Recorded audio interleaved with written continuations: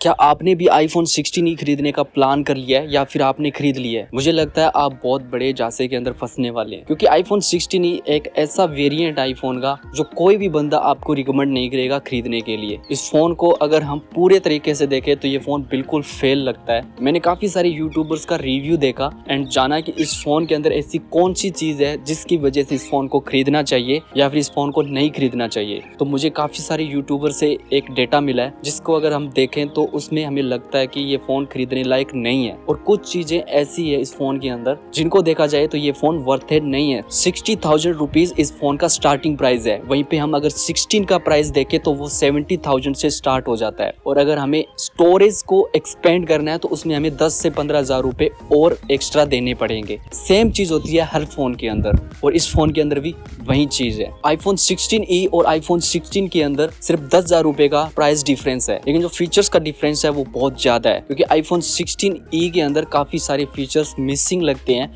वहीं पर iPhone 16 है उसके अंदर काफी सारे अच्छे फीचर्स हमें दिए हुए हैं। एप्पल 1-2 साल के अंदर कुछ ना कुछ नई चीज बनाने की कोशिश करता है। कुछ बार वो काम कर जाती है, कुछ बार वो फेल हो जाती है। जैसे कुछ साल पहले एप्पल ने मिनी वेरिएंट स्टार्ट किया था, जैसे iPhone 12 मिनी आया था, iPhone 13 मिनी आया था, लेकिन ये दोनों ही फेल हो गए और अब इनका कोई नामो निशान आपको नहीं मिलता। मेरे पास में है iPhone 12 मिनी। इस फोन की जो बैटरी है वो बिल्कुल ही बेकार बैटरी है। ये 2 या 3 घंटे ही चलती है, उसके बाद में ये स्विच ऑफ हो जाता है। इनका एक कॉन्सेप्ट था कि अब हम छोटे फोन भी निकालेंगे, मतलब दिखने में काफी क्यूट से होंगे, लेकिन बैटरी बैकअप अच्छा नहीं है और बैटरी बैकअप बहुत ज्यादा मैटर करता है, तो उस वजह से ये फोन फेल हो गया। और एप्पल इस फोन को काफी साल पहले ही बंद कर चुका है। iPhone 13 मिनी के बाद में कोई भी हमें मिनी वेरिएंट देखने को नहीं मिला। ये जो मिनी वेरिएंट था ये कोई सस्ता वेरिएंट नहीं था। iPhone 12 मिनी का जो स्टार्टिंग प्राइस था ना वो 80 से 84,000 रुपए था। ये प्राइस बहुत ही ज्यादा होता है, और इसी प्राइस रेंज के आसपास ही हमें नॉर्मल वेरिएंट भी मिलता था। iPhone 16 मुझे नहीं लगता कि ये फोन अब ज्यादा चलेगा। इसके 1 या 2 वेरिएंट आएंगे, फिर ये भी मुझे लगता है बंद हो जाएगा। अगर हमें एप्पल का कोई फोन खरीदना है, मान लो कि आपको 128 GB वाला वेरिएंट खरीदना है, तो वो आपको 70,000 रुपीज का मिलेगा।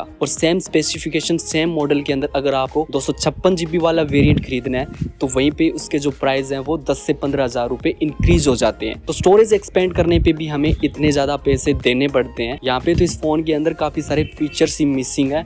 दूसरा, इसके अंदर सिंगल कैमरा दिया हुआ है, तो 10,000 रुपए बंदा एक्स्ट्रा डालेगा और सीधा 16 खरीद लेगा जिसके अंदर 2 कैमरास दिए हुए हैं और काफी सारी लेटेस्ट चीजें मिल जाती है। और iPhone 16e के अंदर जो चीजें मिलती है वो सारी चीजें तो हमें iPhone 16 के अंदर भी मिल जाती है। फिर हमें 16e क्यों खरीदना चाहिए? क्या हमारा बजट कम है इसलिए हमें iPhone 16e खरीदना चाहिए? देखा जाए तो 60,000 रुपीज बहुत ही ज्यादा होते हैं। इतना ज्यादा बजट जिस बंदे का है वो 70,000 रुपीज वाला फोन भी खरीद सकता है। इस फोन का प्राइस अगर 40,000 रुपीज होता या फिर 45,000 रुपीज होता तब भी इस फोन को रिकमेंड किया जा सकता था, लेकिन इस फोन का जो प्राइस 60,000 एप्पल ने रखा है ये बिल्कुल ही वर्थ इट नहीं है। आप कुछ टाइम रुक के देखो, इस फोन का प्राइस बहुत ज्यादा ड्रॉप होने वाला है। ये फोन ज्यादा चलने वाला नहीं है, क्योंकि इस फोन का जो प्राइस है वो बहुत हाई है, लेकिन इसके अंदर जो चीजें मिल रही है वो बहुत ही कम मिल रही है। 10,000 रुपए एक्स्ट्रा डालो और iPhone 16 ले लो, क्योंकि वो ज्यादा वर्थ इट है इसके कंपेरिजन में। हम इसका कंपेरिजन उसके साथ में नहीं करें, लेकिन जो प्राइस का कंपेरिजन है वो बहुत इंपॉर्टेंट है, क्योंकि हमें 10,000 रुपए ही एक्स्ट्रा डालने होते हैं iPhone 16 लेने के लिए। और इस फोन का 60,000 प्राइस है और उसका 70,000 रुपीज प्राइस है।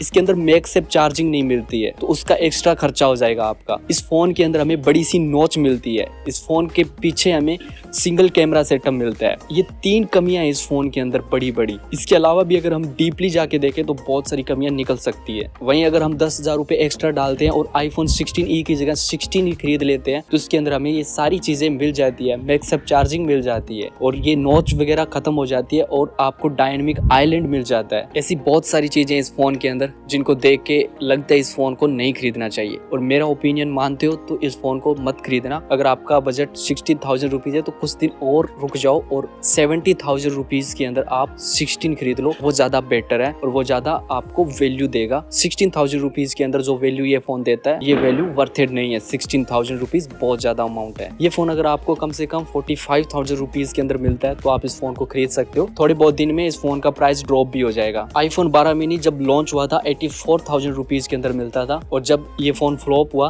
तो ये 40,000 रुपीज के अंदर मिलने लगा, और ऐसे करके ये 30,000 रुपीज के ऊपर आ गया था। उसके बाद में ये फोन बंद हो गया और आज ये 20 से 22,000 रुपए के अंदर मिल जाता है। अगर आपको ये वीडियो पसंद आई और आपको इस वीडियो में कुछ वैल्यू लगी तो इस चैनल को सब्सक्राइब कर लेना और वीडियो को लाइक कर देना। मिलते हैं नेक्स्ट वीडियो में, तब तक बाय।